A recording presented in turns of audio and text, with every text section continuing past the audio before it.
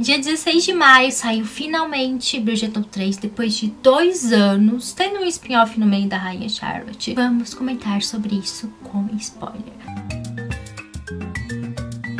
Oi gente, sou a Ana Imagens e antes de comentar sobre o casal Pollen, se inscreva aqui no canal e já deixe seu like.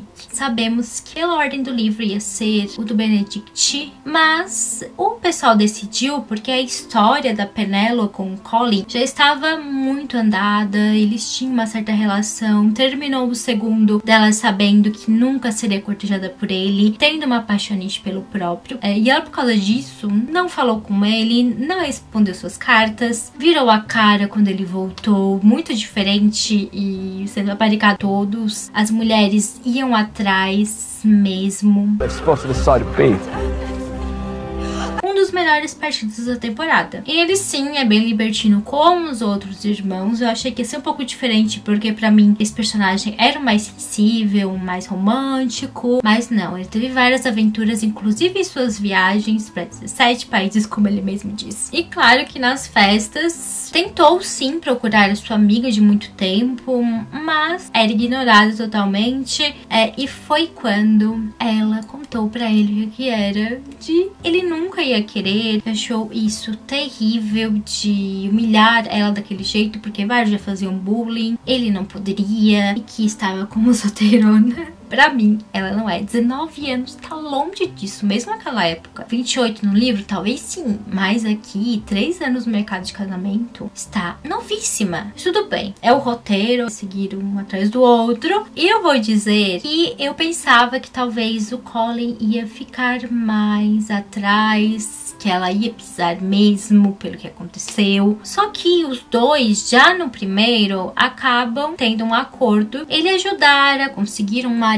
porque ela quer sim sair daquele lar lá da Porte dos Fredgertons, que sim ficou falando mal dela, dizendo que ela nunca vai conseguir ninguém, e a rebaixando de todo jeito desde pequena. Também sabendo de que quem ganhar um herdeiro primeiro vai ser a baronesa. Acho isso terrível, porque as irmãs não gostam de livro, não gostam das ideias dela, e ela acha que isso vai tornar pior ainda a convivência. A ponto dela sim decidir ter alguém ao seu lado, mesmo que não ame, só seja gentil, respeitoso e que dê liberdade pra ela poder se eleger.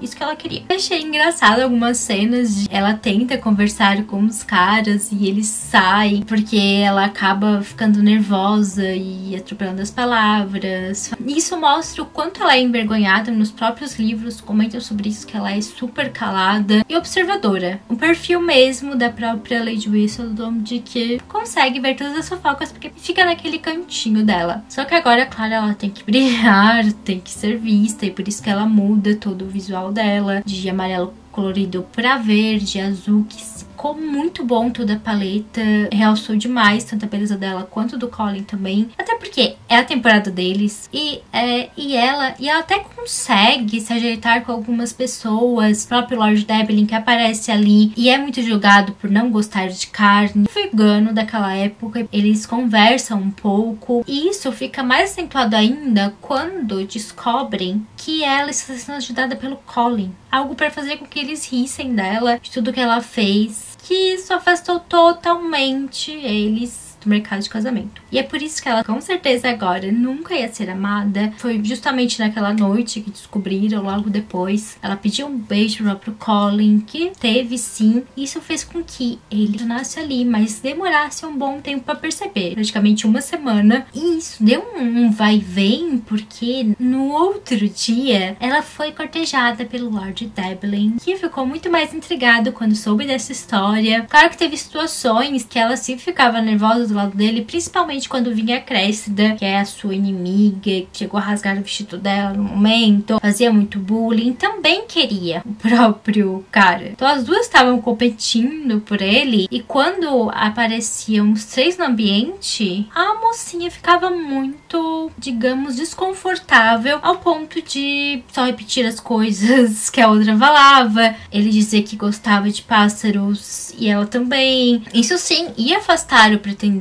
porque o que ele gostou foi a sua autenticidade, as tiradas dela, o jeito de num outro momento não se desculpasse, falasse que não sabia nada sobre isso de animais, mas que queria sim ficar com ele, que ia gostar, porque ele ia viajar 3 anos depois de casar e ela poderia ficar sozinha. Ia ser ótimo pra ela ser uma Lady Whistledown. E como não tinha outros caras atrás, a opção foi se tornando praticamente concreta. Tanto que ele chegou a visitar, deu flores, pediu a mão em casamento dela pra Portia, que aceitou. Claro que ia, porque ele é um lord que era super rico, tem terras e tal, então era um partidão daquele momento, mesmo sendo considerado esquisito. E ela até considerou isso, mas disse que ia pensar. E ela ficou em dúvida quando ela teve o que ela quis. Percebeu que talvez não era isso o seu objetivo final. Talvez tinha algo muito maior que ela preferisse do que a sua liberdade, do que sair dali, que era o que ela sentia pelo Colin, porque os dois, apesar de às vezes ficarem um pouco afastados por conta da fofoca, para não espalharem mais sobre os dois estarem se ajudando, eles tinham aqueles momentos de olhares, falas, sim, situações que mostravam um pouco o clima entre eles. Quando ela estava num baile que talvez ia sim finalmente ficar com Devlin, estavam dançando, chega o mocinho pra estragar tudo ali, pra se declarar pra própria Penelope, porque ele percebeu finalmente que gostava dela. Isso foi por causa da sua mãe, a Violet, que contou a ele que ia apenas casar, e isso fez ele acordar pra vida, ainda bem. Soube muito bem o que o filho sentia e fez isso pra cutucar mesmo. A mocinha estava saindo na carruagem muito triste, que o Colin atrapalhou ela com o Lord Devlin e fez com que ela perdesse o casamento, já que ele achava que sim, ela gostava dele, o que é verdade, né? Ele saber é outra coisa, e pior ainda, voltar atrás com o casamento, dizendo que não ia querer alguém que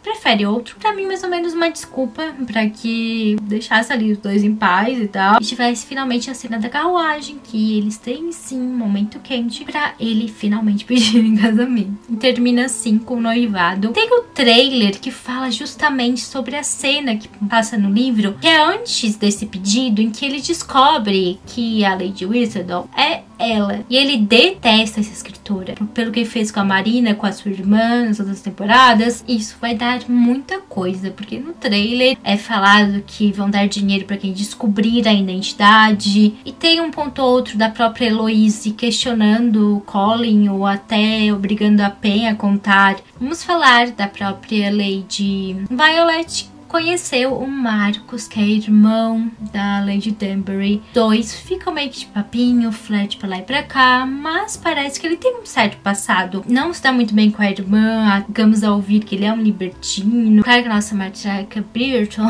ia querer um amor pra vida dela, como foi com Edmund. Eu estou meio lá e meio cá ainda com ele. Vamos esperar a segunda parte que vai ter ainda. Mostra um pouquinho sim sobre o Visconde e a Viscondessa, pra termos pelo menos mais da lua de mel deles, que o 8º episódio foi pedido de casamento já super rápido, teve isso, e falando que vão sair mais de férias e deixar tudo ali pra Lady Bridgerton, pra poder, claro, dar uma desculpa pra eles não aparecer tanto, porque quem tinha que chamar a atenção era a Penelope e o Colin. Mas vemos que na segunda parte eles também vão voltar, retornar um pouco pelo menos, mas o que eu preciso comentar é sobre a Francesca Bridgerton. Ela é a minha personagem favorita que tem, eu li o livro dela, é também meu preferido. A história dela é bonita e triste ao mesmo tempo. Eu estava muito querendo ver esse terceiro por causa dela, por ser uma personagem que é mais reclusa, não tem as características de uma Bridgerton, e ela também estava um pouco sumida, o pessoal nem sabia quem era, porque só apareceu poucas cenas na primeira e segunda temporada e ficou com a Hannah Dodge. As caras, o estilo parece muito com a Francesca de Cachorro Sem Sal. Ela foi diamante da temporada,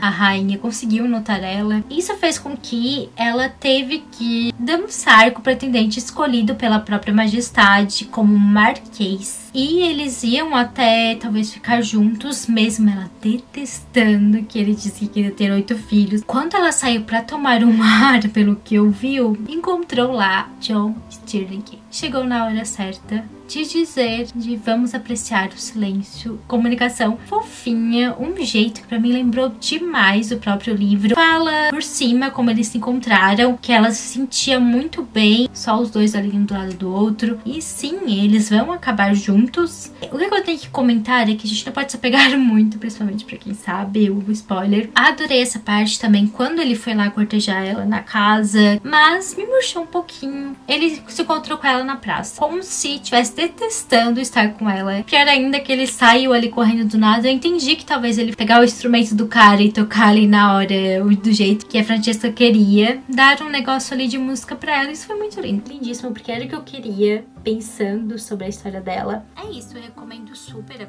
apesar de ter cenas picantes, tá? Então olha a classificação indicativa para que eles façam das 8. Muito obrigada pra quem chegou até aqui. Beijos.